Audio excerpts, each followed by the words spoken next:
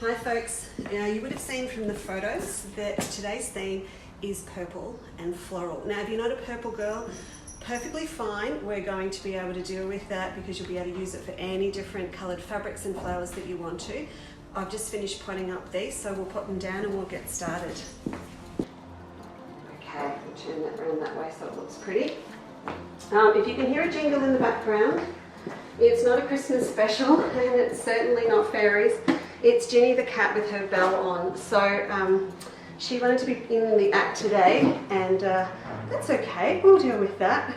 So if it gets too much, we might pop her inside for a while. Now, what I wanted to use as the inspiration for today's technique is one of my fabrics, and it's the one that we put out last year, I think it was, that's got the native clematis or hibiscus flowers on it. It's a great one to start with, and this technique I'm going to show you I've used for a very long time for my Oriental Baltimore quilts, endless handbags and different things, but it's one I really wanted to share. So first of all, if we have a look at these flowers, they've got lovely big frilly petals on them. So what we need to do first of all is think about the finished shape that we want. So if I draw on here, and I'm going to draw, but there's no reason why you couldn't pop out to the garden and actually pick a real petal and use it to trace around. So the shape that I pretty much want to end up with is that shape, okay? So it would be really easy for us just to make a template of this, and then we'd add a 1/4 inch seam right around and then cut 2 pieces out, put them right sides together and sew around the edge. But because they are so small and quite fiddly sometimes, your sewing machine could very well eat them for breakfast. So what we're going to do is actually use a different technique that will help stabilise them while we sew them. First of all, before we get to that, we need to create a 3D effect where they grip and gather in at the middle. So to do this, we need to think about creating a wider base to the petal. I've grabbed my ruler here just to show you how big this one is that I've drawn. So this is sitting at about 1.5 inches high, which is fine, that's great. And what I want to do is about 2/3 down on that. I'm going to make a little mark. Right, so you can see that. I'll just hold that up there so you can see. Just a little mark so I know where 2/3 down from the top is, and this is my rule of thumb. So once I get down to that mark, I'm actually going to go straight down with the shape instead of pulling it in. So what this does, first of all, it gives us a really nice opening that we can turn the petal through later, but it also is going to give us a width at the bottom that we can gather in and create a really nice 3D effect. So now that I've got this, I'll draw a little line along the bottom so we know where the base of it is. We're going to make a template. Now for templates, usually we use a template plastic like we did last week, but because these are quite small, it becomes a little bit of a challenge to cut them out if you're using a really thick plastic. And I don't know if you can see this or not. I'll give it a bit of a shake so you can see the reflection. This is a really thin piece of plastic. If you use, what can you get? We used to use the overhead projector film a long time ago, but now if you go to the stationery store, you can pick up what they call book protectors or something like that, or an old plastic folder. X-rays are good, but then you want to be able to see through them, so this is a really good alternative. So what I'm going to do with a permanent marker is just draw around that shape there like that, and then we can cut it out.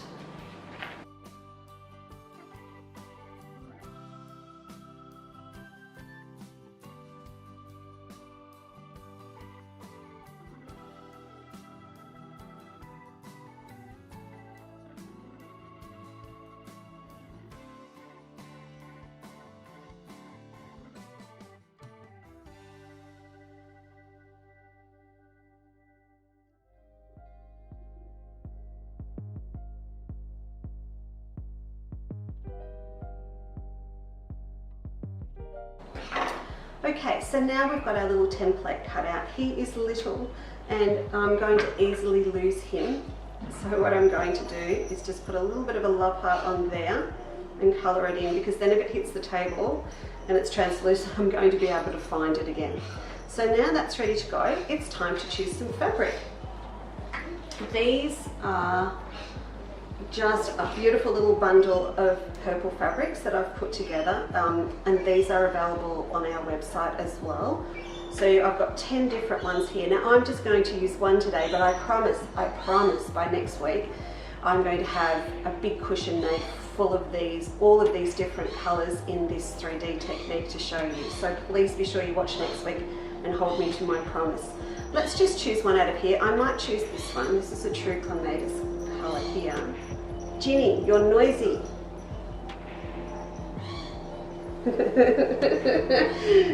She's just going to make the most of the attention, I think, today.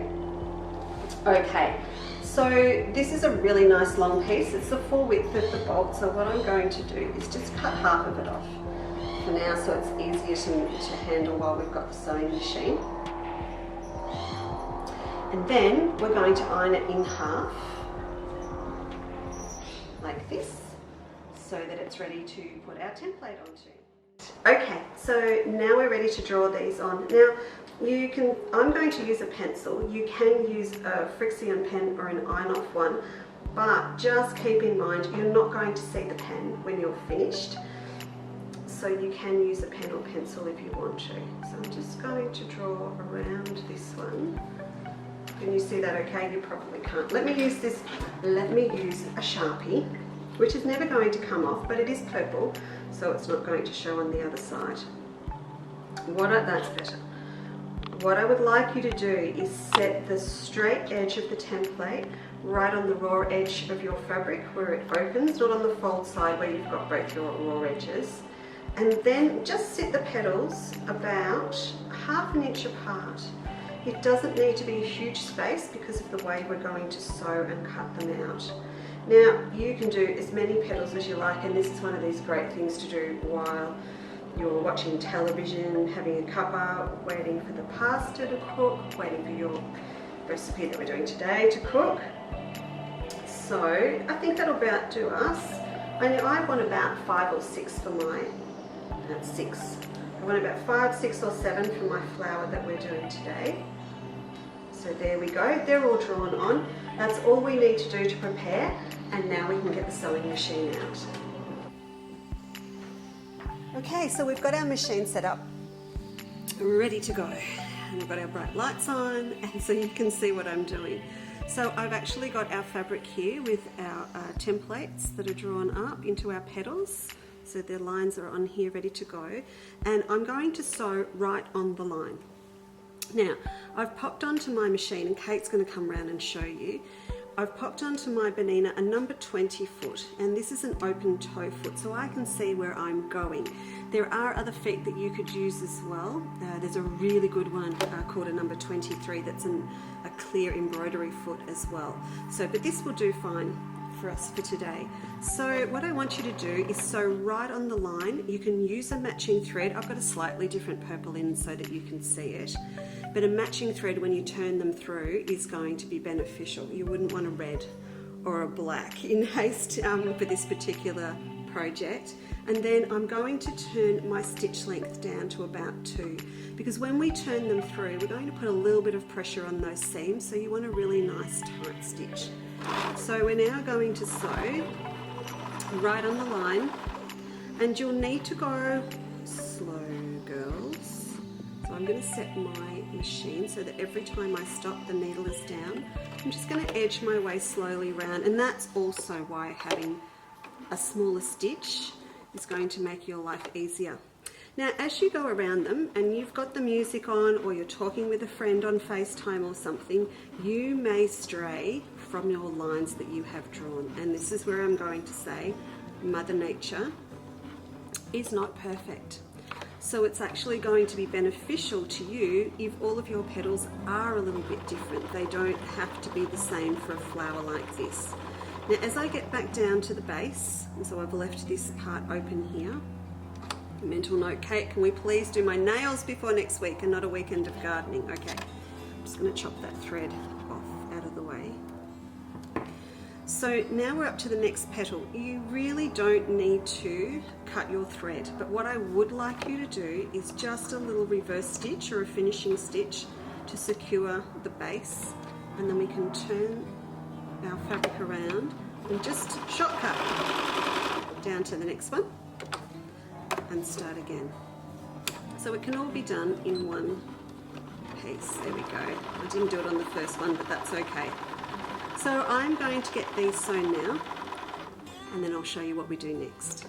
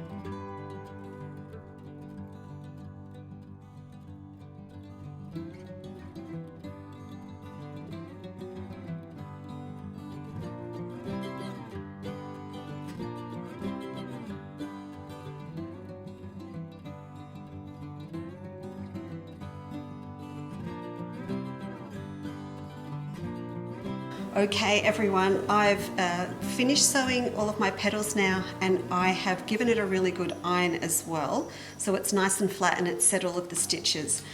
I've popped this fabric up here on the ironing board for two reasons. One, to show you the original flower that we were going to use. Secondly, to hide all the stains on my ironing board cover, and mental note to myself to get a new one before next week. So what I'm going to do now is cut these petals out. And you can see that I can follow exactly the line that has been sewn. But you see what I'm doing? I'm only using about 1/8 of an inch seam allowance. And we wouldn't have been able to do this if we had sewn them individually. So I'll cut that one out. I'm going to start with about 5. So again, it's just one of those nice little projects or little things to try, because you can do some drawing in front of your favourite television show. Then during the day you can get your sewing done at the sewing machine, and then at night time you can sit down and cut these out and turn them through the way that we're going to do it. So we'll just finish these and then we'll go to the next step. Alright, so I've got all of my petals cut out now. Now I'm going to show you the best trick.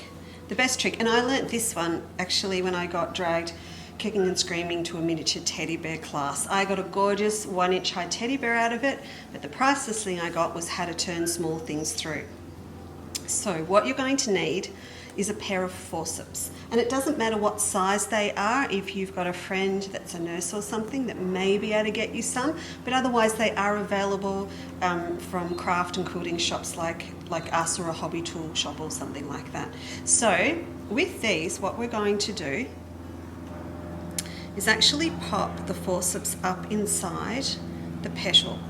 What I want you to remember is, for this to work, is to have the handle sitting on top of your thumb.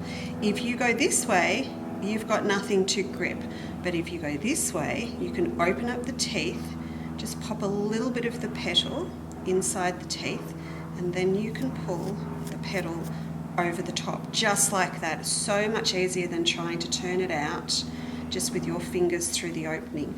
Now you can see what I'm doing now. I'm just gently using the little rounded tips of the forceps to push our petal out into shape like that. So I'll just check it. And this is, remember I said before, this is what it's all about, is keeping your stitches nice and small with a matching thread so that you can't see them and you're not going to push the ends of the forceps through your seam. So once you've got that ready, hit it with a nice hot steam iron. Mind your fingers, please, but hit that. If you're using a particularly soft fabric, even if you wanted to make one in a lace or something, you might want to use a little bit of starch. So you can sort of push that out like that, and then that's one done. So I'm just going to get the rest of these ready, and then we can make our flower.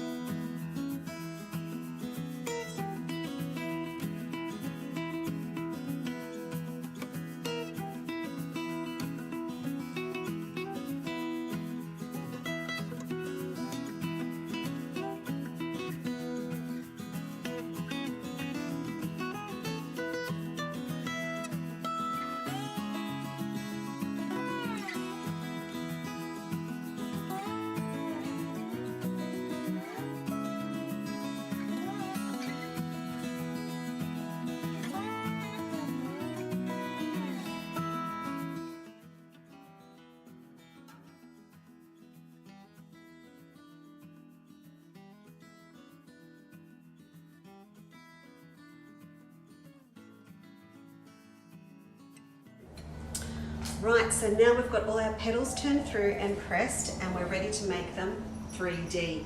But first, I think it's time that we got something to eat, so let's head into the kitchen. Alright everyone, the recipe I want to share with you today is actually one of my mum's that she found years ago and tweaked. And it's actually one of the first ones that I featured in our Healthy Fabric Club that we used to have quite a few years ago. It's a really nice baked cornbread, and then we slice it and grill it, and at the same time that we're baking the cornbread we're going to bake some roasted tomatoes with balsamic over the top. And then what I like to do at the end is sprinkle over the top, I think the technical term is a Gremolata, which is just a fancy way of saying stick a heap of stuff in the blender and blitz it. So let's get started.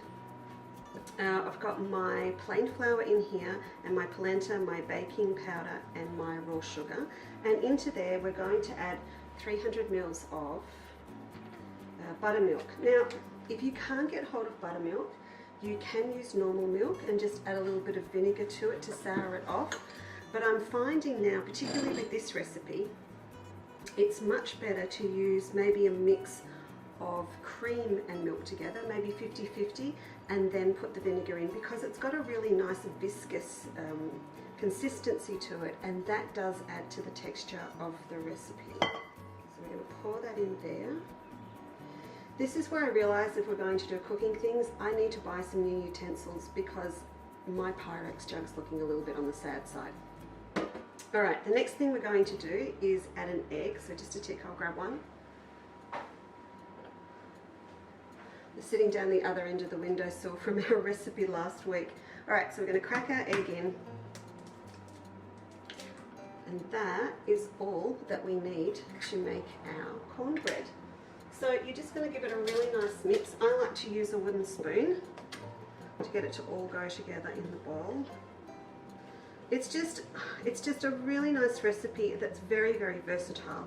So you can use it as it is, and I know Kate today is going to eat it because she's a vegetarian and a foodie vegetarian, so it'll get scoffed, no doubt, this afternoon.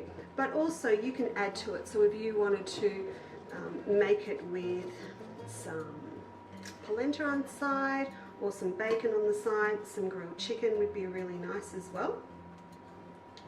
Or look, we do have it with a little piece of steak for a midweek meal. The cornbread will freeze really well also before you grill it. So this recipe uses 300 mils of buttermilk, and you're going to buy, if you buy it, 600. So make two at the same time and pop one in the freezer for a later date. Right, so that's ready to go into our mould here. Our mould being a nice little loaf tin. Now you can use a ceramic one like this.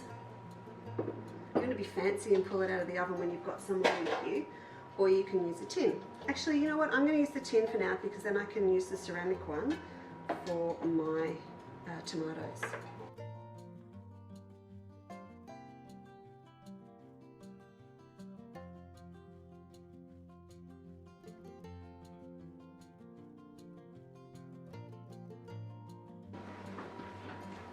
Okay, now I've got my tomatoes ready to go. There was a bit of editing in that bit with the cornbread because I'm left-handed and we worked out we had the cameras all round the wrong way for me. So anyway, cornbread is ready to go. I've grabbed a couple of tomatoes because it's just Kate and I for the afternoon, but you can do as many as you like. So let's just halve these. This is the simplest thing to do. And I'll grab my little dish here. We're going to pop them in. I've just got a dish that's big enough for the 4 halves like that. And I'm going to grab my balsamic vinegar.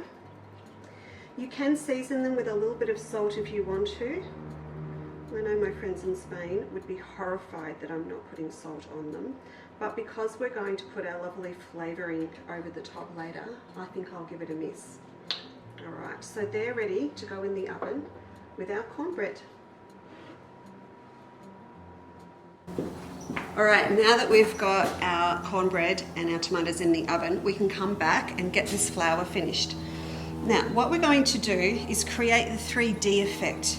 And it's because we've left this wider opening at the bottom that we're going to be able to do that. I'm going to use this nice strong king tut thread for this purpose, and I'm using an embroidery needle to do it. It's not a technical requirement.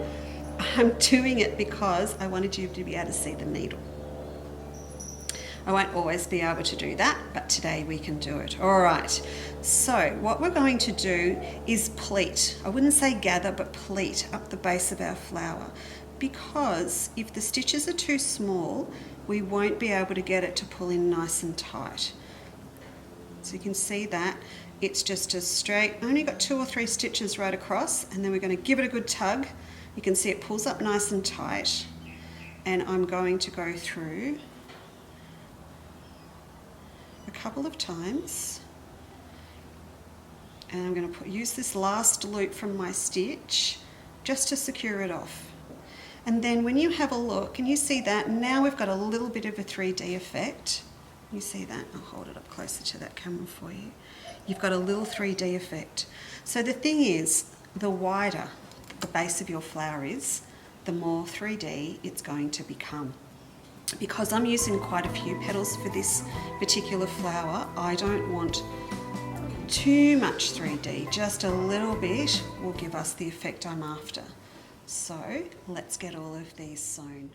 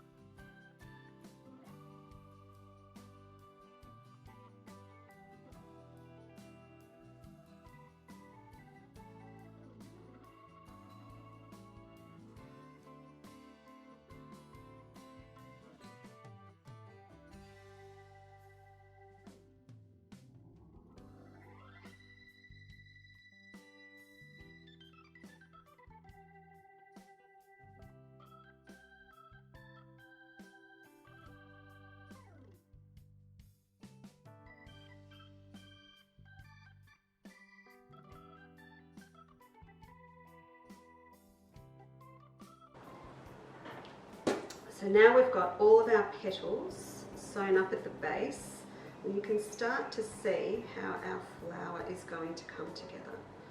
At this point, I really want to just point out to you as well that you can embellish all of your petals if you want to.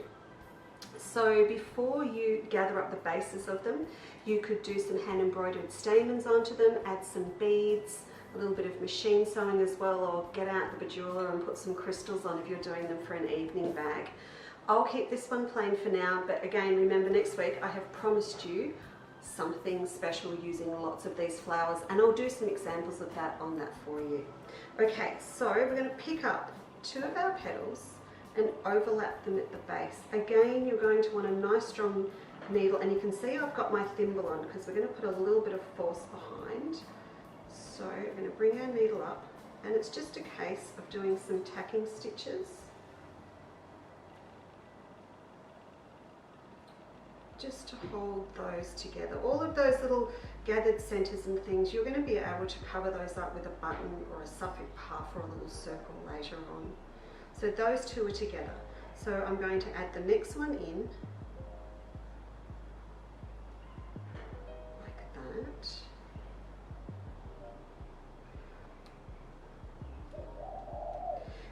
One little trick, I was going to say one little trick, 2 little tricks. One, if it starts to get hard to pull your needle through, just use your forceps to grip onto the needle. It will make life a bit easier.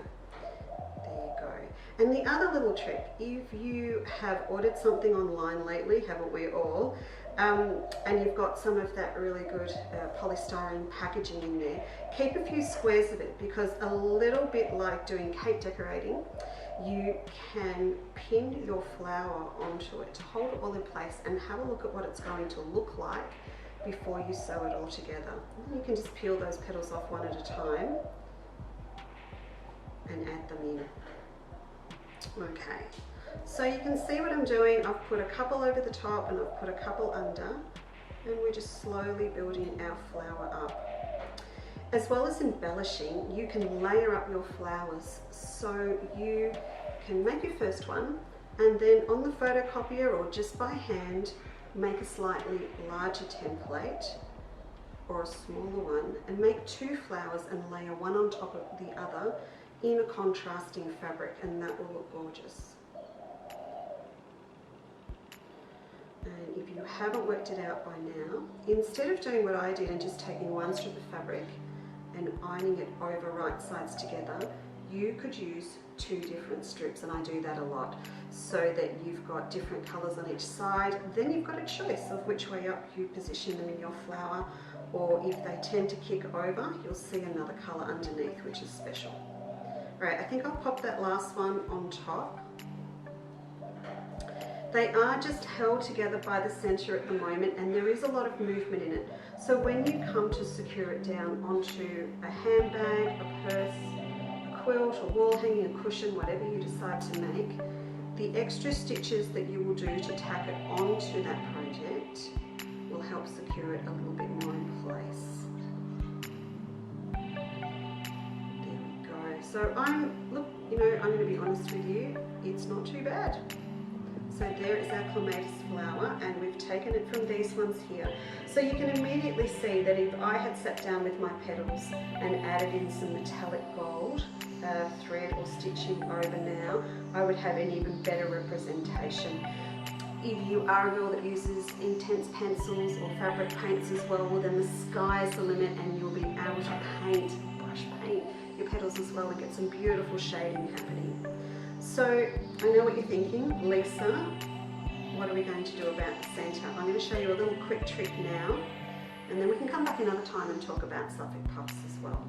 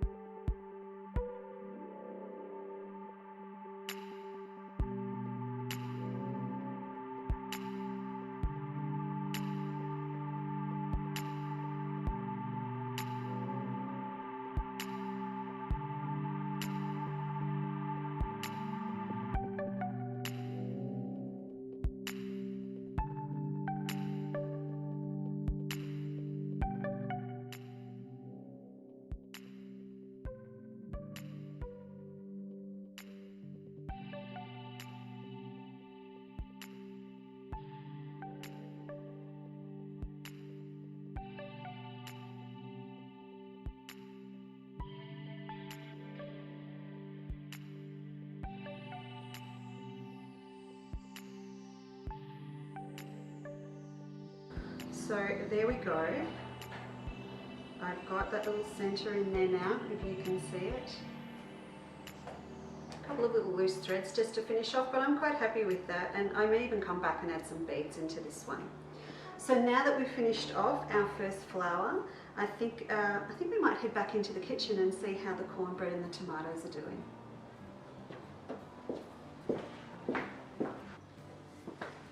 Alright, I've got about 3 minutes before the cornbread and the tomatoes are due out of the oven, so let's quickly make up our topping. I've got a couple of cloves of garlic, and again it's going to come down to taste for you. So if you like a lot of garlic, put a lot in. Kate, garlic? Yeah, she's nodding, so that's garlic. So let's put, oh, these are big cloves. Wow, they're really big.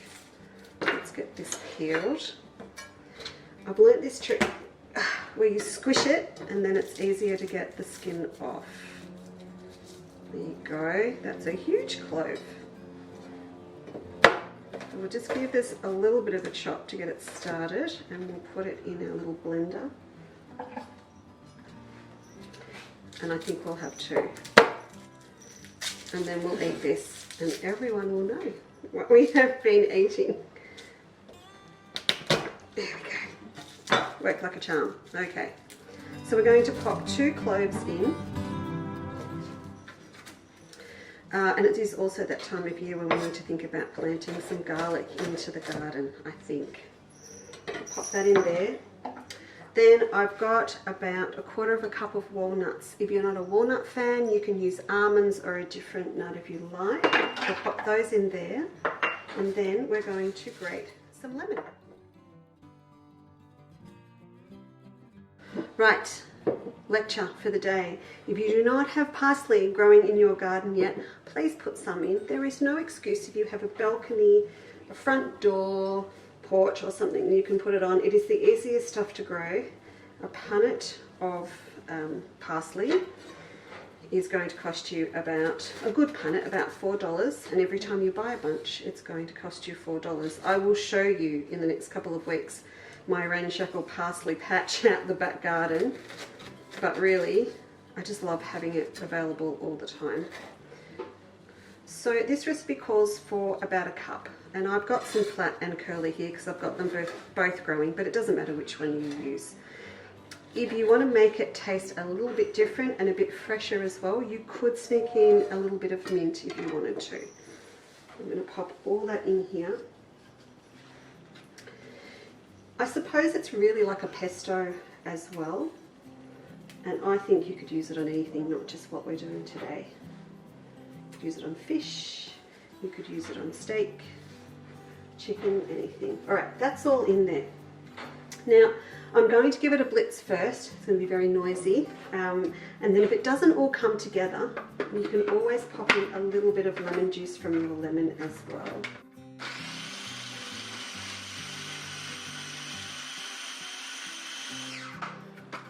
The reason the consistency might change when you make it from time to time will depend on which nuts you've used, because they all have a different fat content, so you might get a different texture. If you find it's a little bit dry, as I said, a little bit of lemon juice if you're being super good, or what you can do, here you go, is add in a little bit of olive oil as well. Alright, so that's ready. I think it's time to get our cornbread and our tomatoes out of the oven.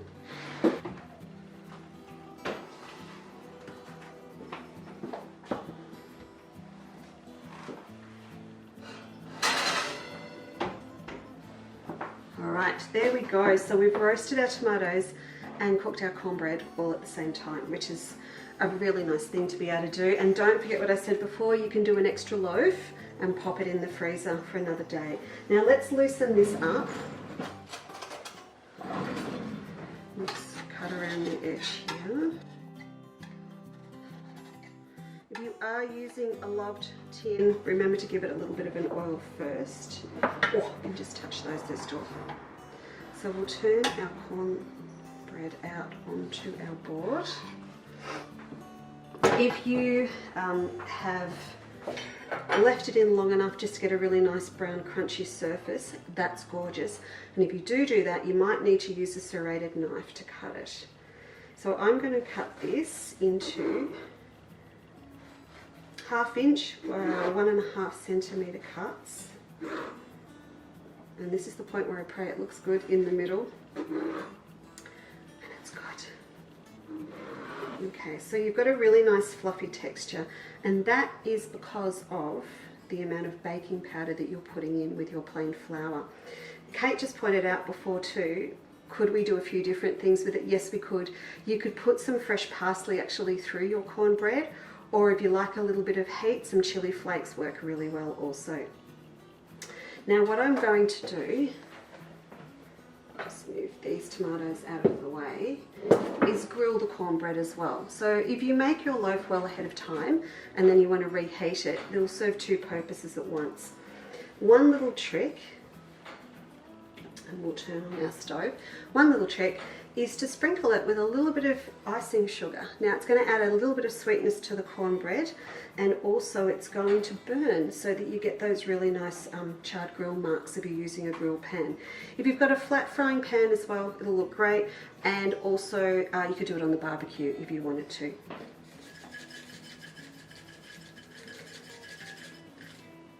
Okay, I've heated the pan up, it's really nice and hot. I have put a little bit of olive oil in it because mine's an old pan, it's not that non-stick anymore. You could use a spray oil as well, but I think next week I'll go and buy a new non-stick one and then I can leave the oil out. So we'll just pop in, it's going to sizzle, it is. I'm going to pop in our cornbread. Now, it's just me and Kate today, so I'm going to do 4 pieces. Run them that way and get them nice and hot. We'll have a look on the back. So we'll leave those for a moment to cook, and and we can get ready to serve up lunch.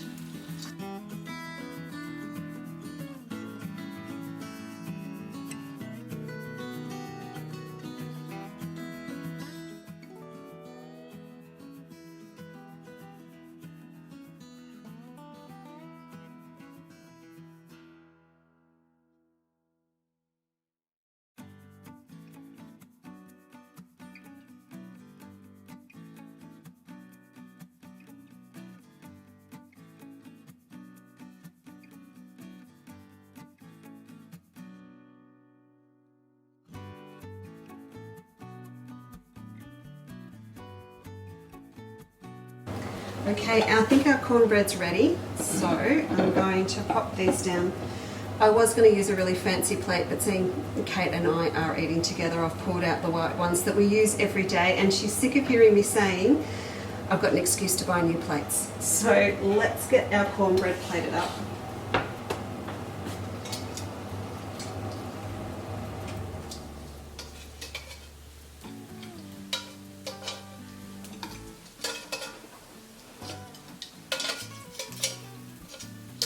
There we go. They're all a little bit different and different sizes, but that's okay. Now we'll pop our tomatoes on. Now remember what I said before, you could use this as a side with a small piece of steak or fish or chicken. Some prosciutto would be really nice.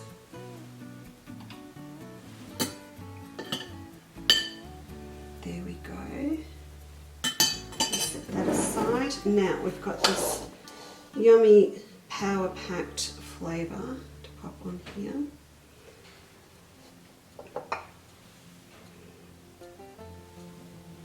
So I'll put some on there and I'll put a little bit on the side. Actually, Kate, can you pass me the balsamic? Is it still on the kitchen table? Thanks. If you want to get fancy, this is what you do. Just run a little drizzle around the edge of the plate. I like the runny one for eating, but there are some flash glaze ones as well on the market that you can get. So I'll pop that there, and because our theme was purple today, we might just finish that off with a flower.